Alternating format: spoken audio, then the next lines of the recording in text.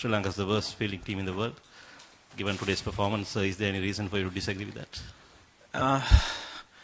Well, looking at today's performance, well, I thought we were, pathetic once again.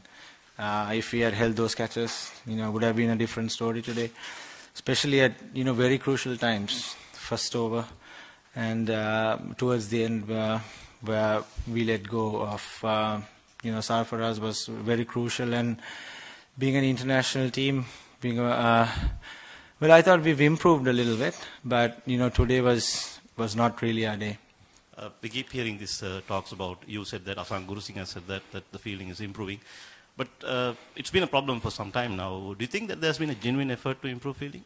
Yes. Well, the boys have worked extremely hard. I mean, today, yes, we dropped, 3 catches, but there has been a genuine effort from the boys and from the support staff. And we've, expressed a lot about our fielding, and we've talked about a lot, and we put a lot of energy on our fielding. So yes, there has been a genuine effort on fielding.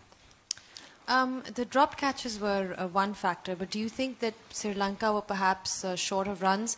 Would you attribute that to poor batting, or would you say that Pakistan's bowling was fantastic?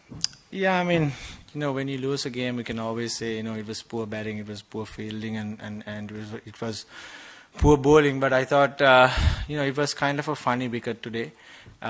Yes, we were 30-40 runs short, obviously. But I'm really proud of the guys, the way they came out and, tried to defend that. We had that in our bags, but unfortunately the fielding let us down. Yes, I mean, should mention the bowlers' effort. They batted really well as well, and they came out and bowled really well as well. And unfortunately they couldn't win us the game, but really proud of the bowlers, the way they bowled and batted today. Angelo, have you got any regrets over the balance of your side? You brought in Dhananjaya, who's been in the country 48 hours ahead of maybe one of the spinners in your squad. Any regrets when you got towards the end there? You didn't have another frontline bowler to turn to? Not really. I mean, we had to play the extra batsman on this. We had to play the 7th batter because we knew that there was some grass on the wicket, and you're not sure of the toss whether you win it or not. So, and also if we are bowling well, bowling first, we had the 4 seamers, and if we are batting first, we had to have that 7 batters. Unfortunately, it didn't go our way. Yes, it wasn't easy for Dhananjaya to just walk into these conditions and start scoring runs. We understand that, but we didn't have any batsmen left in the camp because Upul Saranga was obviously suspended, so we were left with a very minimal options for us. Do you think we'll see Lathis Malinga in a global tournament again? I'm not really sure. He hasn't spoken anything about it, but he's been a great servant for Sri Lanka cricket. He's been fantastic. We saw that the effort that he put in today as well. It was unfortunate that we dropped his catches as well today, and it would have been a different bowler, but still he came out and gave his heart out, and he is a champion bowler for us.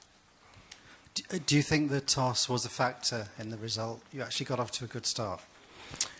Not really. I mean, yeah, it can go both ways. I mean, you can say that the toss was also crucial because there was a little bit of dampness in the wicket. There was there was a little bit of green grass on the wicket, but it was a funny wicket. Even batting second wasn't that easy. It was stopping a little bit for the seamers.